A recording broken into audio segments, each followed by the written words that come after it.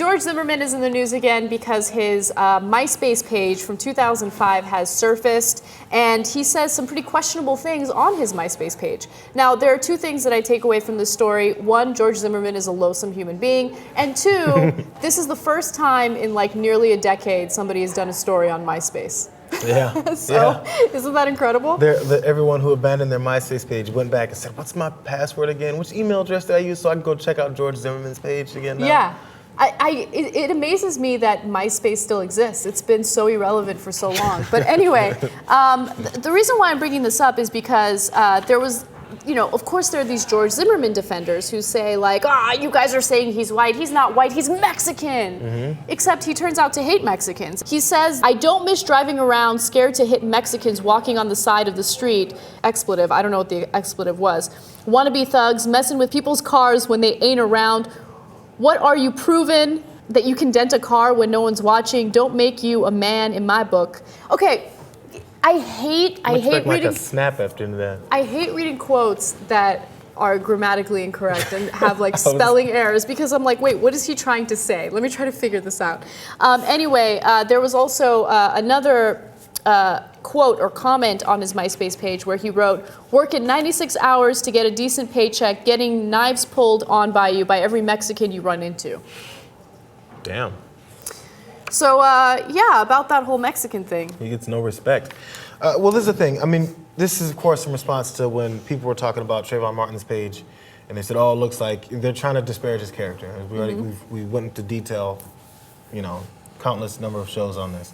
And then so, of course, now, I mean, I don't know what the reaction is to this, but, it seems like it's a what I would expect people that are still defending to say is, well, this is just you guys trying to get even just because there's stuff that's found on him, or there needs to be an even balance of finding out the negative things about each of these two people involved in this horrific incident. So the difference is this guy did something. Mm-hmm. This guy killed someone. I mean, whether you want to say it's justified or not, he killed someone. Mm-hmm. So you can look into a person's character and their background and see what type of person they are. Whenever there's character witnesses on the stand, it's to give you some reinforcement into their good, positive character that this is the type of thing that would lead them to do something.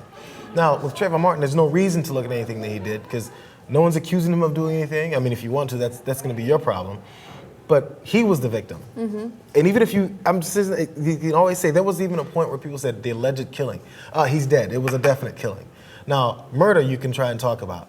But the thing is you can disparage you can disparage one guy's character because you're trying to figure out where his mind is. We don't need to look into Trayvon Martin's mind because he was the one that was killed. Mm-hmm. So this is fair game. Why not? You need to find out where this guy's mind is. It's definite fair game. In fact, the prosecutor is planning on using this, and Zimmerman's lawyer says that this will cast, the defendant in a less than favorable light, and that's absolutely true. Right. And I didn't know this, but he was involved in two cases, one of which he was accused of physically assaulting his ex-girlfriend. Charges were dropped in that case. And of course, the case that you guys all know about where he was resisting arrest from an officer, mm-hmm. That case was also dropped. However, I'm just saying, imagine if there was, the girlfriend aspect of Trayvon, he was talking to her on the phone the night of, if there was like any kind of story of, and there was this one time when he hit his girlfriend, hair would be pulled the fuck out of everyone's head. Can you believe he hit his girlfriend? That means this guy's a violent hood-wearing criminal. I mean, I'm just wondering where the judgments are on this guy's past. As we said, resisting arrest was one of the other things. Mm-hmm. Now there's the girlfriend thing, which he bragged about on his MySpace page, about how he got off. He called her his ex-hoe. Yeah. Yeah.